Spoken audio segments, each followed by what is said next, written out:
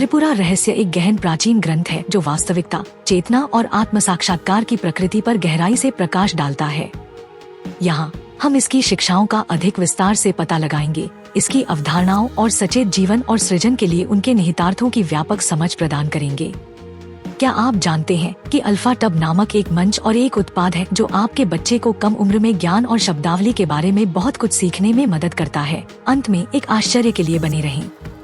एक दर्पण के रूप में ब्रह्मांड। हम जिस ब्रह्मांड को देखते हैं वह अंतिम वास्तविकता नहीं है, बल्कि चेतना के दर्पण में एक प्रतिबिंब है। इसका मतलब है कि जिसे हम वास्तविक मानते हैं वह हमारी चेतना के भीतर एक भ्रम या प्रक्षेपण है।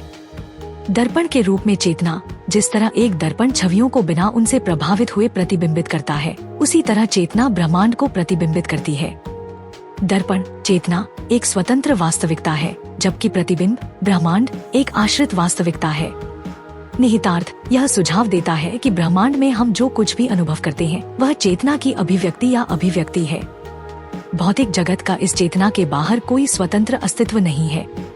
व्यावहारिक समाज। आध्यात्मिक दृष्टिकोण। यह शिक्षा हमें भौतिक जगत से परे देखने और उस अंतर्निहित चेतना को पहचानने के लिए प्रोत्साहित करती है जो सभी अस्तित्व में व्याप्त है।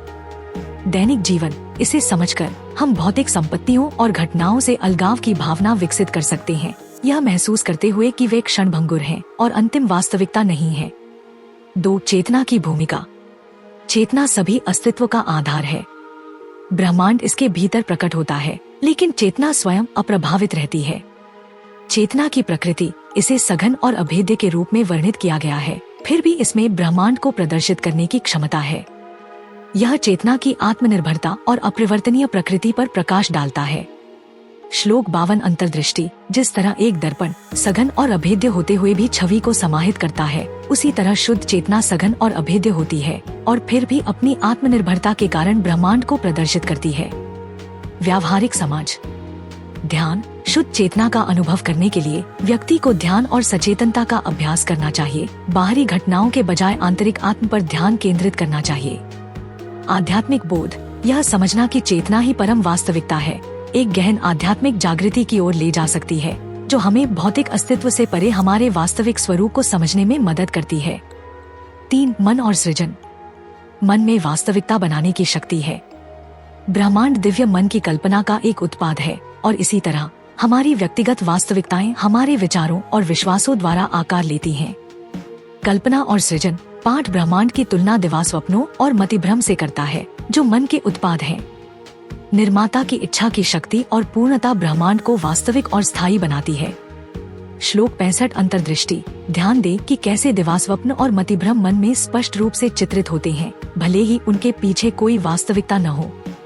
जब ऐसी कल्पना गहरी होती है तो यह सृजन के रूप में आकार लेती है। व्यावहारिक समाज। आकर्षण का नियम। यह शिक्षण आकर्षण के नियम की आधुनिक अवधारणा के अनुरूप है, जो बताता है कि हमारे विचार और विश्वास हमारी वास्तविकता को आकार देते हैं। मननशील सृजन। अपने विचारों और विश्वासों को सचेत रूप से नियंत्रित करके हम एक सकारात्मक और पूर्ण जीवन बना सकते हैं। यह मानसिक अनुशासन और स्पष्टता के महत्व पर जोर देता है। 4. ज्ञान और बोध। आत्म साक्षात्कार के लिए सभी धारणाओं और विचारों को समाप्त करना आवश्यक है, जिससे चेतना की वास्तविक प्रकृति का पता चलता है। शुद्ध मन। शास्त्रों, पिछली यादों और इच्छाओं की गलत व्याख्या से मुक्त मन आत्म साक्षात्कार के लिए आवश्यक है। श्लोक अंतर्दृष्टि। मन बस अन्य धारणाओं से दूर हो जाता है। मन एक उदासीन अवस्था में होता है जहाँ किसी भी तरह की धारणा का अभाव होता है। इसलिए बाहरी चीजों की धारणा के लिए किसी विशेष वस्तु पर ध्यान केंद्रित करना आवश्यक है। व्यावहारिक समाज। ध्यान अभ्यास। यह शिक्षण योग और ध्यान जैसे अभ्यासों के महत्व को रेखांकित करता है, जो मन को शांत करने और विकर्षणों को दूर करने में मदद करते हैं। आंतरिक शांति। बिना किसी अनुभूति की स्थिति प्राप्त करने से आंतरिक शांति और आत्म जागरूकता प्राप्त होती है, जो स्वयं की वास्तविक प्रकृति को प्रकट करती है। 5. स्वयं और वास्तविकता की प्रकृति। स्वयं शुद्ध चेतना है, जो हमेशा मौजूद रहती है, लेकिन शरीर और मन के साथ पहचान के कारण अक्सर पहचानी नहीं जाती। आत्म साक्षात्कार। स्वयं का अनुभव वर्तमान क्षण में होता है, लेकिन भौतिक शरीर और मन के साथ हमारी पहचान इस एहसास को अस्पष्ट कर देती है। छंद अंतर्दृष्टि। सब कुछ चेतना या स्वयं पर निर्भर करता है। स्वयं उस सार्वभौमिक चेतना के साथ एक है, जिसके भीतर ब्रह्मांड प्रतिबिंबित होता है। व्यावहारिक समझ। विमुखीकरण। शरीर और मन से विमुख होकर हम शुद्ध चेतना के रूप में अपनी वास्तविक प्रकृति का एहसास कर सकते हैं। आध्यात्मिक जागरूकता। यह समझ हमें अहंकार से ऊपर उठने और सभी अस्तित्व की परस्पर संबद्धता को पहचानने में मदद करती है, जिससे आध्यात्मिक ज्ञान प्राप्त होता है। त्रिपुरा रहस्य शिक्षाओं का अनुप्रयोग। एक दुनिया की भ्रामक प्रकृति को पहचानें। भौतिकवाद से अलग होने और आध्यात्मिक विकास पर ध्यान केंद्रित करने के लिए नियमित ध्यान और आत्मजांच। आध्यात्मिक जागरूकता और शांति और संतोष की भावना में वृद्धि। 2. मन की शक्ति का उपयोग करें। सकारात्मक वास्तविकता को आकार देने के लिए सकारात्मक पुष्टि, विजुअलाइजेशन तकनीक और माइंडफुलनेस। मानसिक स्पष्टता, ध्यान और एक संतुष्ट जीवन में सुधार। 3. आत्म साक्षात्कार की तलाश करें। अहंकार से ऊपर उठने के लिए योग, ध्यान और पवित्र ग्रंथों का अध्ययन जैसी आध्यात्मिक प्रथाओं में संलग्न होना। गहन आध्यात्मिक जागृति और किसी के वास्तविक स्वरूप का बोध। 4. सचेत रूप से जिए। सचेत जीवन के माध्यम से विचारों और कार्यों को उच्च चेतना के साथ संरेखित करना।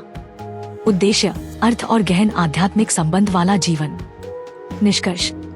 त्रिपुरा रहस्य वास्तविकता, चेतना और आत्म साक्षात्कार की प्रकृति पर कालातीत ज्ञान प्रदान करता है।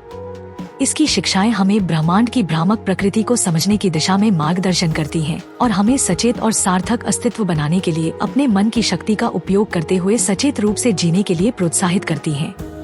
स्वयं की वास्तविक प्रकृति को पहचानकर और सचेत सृजन का अभ्यास करके हम भौतिक दुनिया से परे जा सकते हैं और गहन आध्यात्मिक ज्ञान प्राप्त कर सकते हैं। मुझे अल्फाटब क्यों पसंद है? अल्फाटब छोटे बच्चों को कम उम्र में ही सनातन मूल्यों, ज्ञान और शब्दावली से परिचित कराने के दिलचस्प तरीके प्रदान करता है। अल्फाटब बच्चों की शिक्षा के लिए एक अनूठी अवधारणा के साथ एक शब्दावली किट भी है। यह स्कूलों में भी एक बेहतरीन किट के रूप में काम कर सकता है। माता पिता अल्फाटब मोबाइल ऐप का उपयोग करके बहुत सारे टब शीट और टब कार्ड बना सकते हैं और अल्फाटब का उपयोग करके मजेदार गेम के माध्यम से अपने बच्चों के साथ जुड़ सकते हैं। मैंने अल्फाटब ऐप का उपयोग किया है और वीडियो में दिखाए अनुसार टब कार्ड बनाए हैं।